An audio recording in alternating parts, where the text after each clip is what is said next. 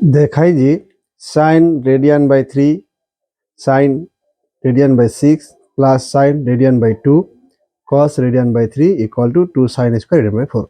এই অঙ্কটি টেস্ট পেপারে বারবার আছে, আর এটি আমাদের মধ্যশিক্ষা পর্ষদের গণিত বইটি রয়েছে, সেখানে রয়েছে 303 পেজে 6-7 নম্বর অঙ্কটি।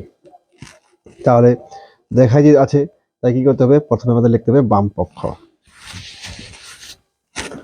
তাহলে অঙ্কটা আমি শুরু করবো বাম পক্ষ দিয়ে। বাম পক্ষ বলে যা আছে তাই লিখব।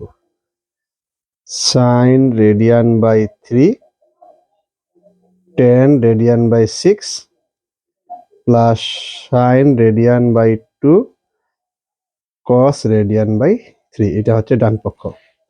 এবার আমি কি করব, মান বসাবো। sin radian by 3 এর মান হচ্ছে √3/2 আর tan radian by 6 এর মান হচ্ছে 1/√3 প্লাস sin radian by 2 এর মান হচ্ছে 1 আর cos radian by 3 এর মান হচ্ছে 1/2। এবার কি করব, √3 যেহেতু মিলে গেছে তাহলে কেটে দেব। উপরে 1 আছে, নিচে 2 আছে, আর এখানে গুণ করে দেব, 1 1 1 নিচে 2। এবার নিচে 2টা 2 এর মধ্যে একটা 2 লসাগু হলো, আর উপরে যেরকম আছে ওরকমই 1 1, আর 1 যোগ 1 2 হয়, নিচে 2 2 1 2। তাহলে বাম পক্ষ হয়ে গেল আমার 1। এবার আমাকে ডান পক্ষ করে দেখাতে হবে এই পাশের পোরশনটা। তাহলে লিখতে হবে ডান পক্ষ। খুব সুন্দর এগুলো অঙ্ক, আর পরীক্ষায় থাকেই।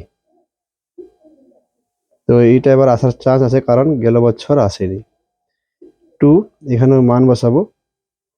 রেডিয়ান বাই 4 এর মান, সাইন রেডিয়ান বাই 4 এর মান হচ্ছে 1/√2 তার স্কোয়ার, আর 2 × 1 রুট, আর এই স্কোয়ার কেটে যাবে, 2 2 দিয়ে কেটে দিলাম, তাহলে 1। এবার বাম পক্ষ 1 ডান পক্ষ মিলে গেছে, তাহলে উত্তরটা আমাদের লিখতে হবে এইভাবে, বাম পক্ষ সমান সমান ডান পক্ষ প্রমাণিত। তো বন্ধুরা, কেমন লাগলো? যদি ভালো লাগে থাকে অবশ্যই অঙ্কটিকে লাইক করবেন, চ্যানেলটিকে সাবস্ক্রাইব করতে ভুলবেন না। ধন্যবাদ।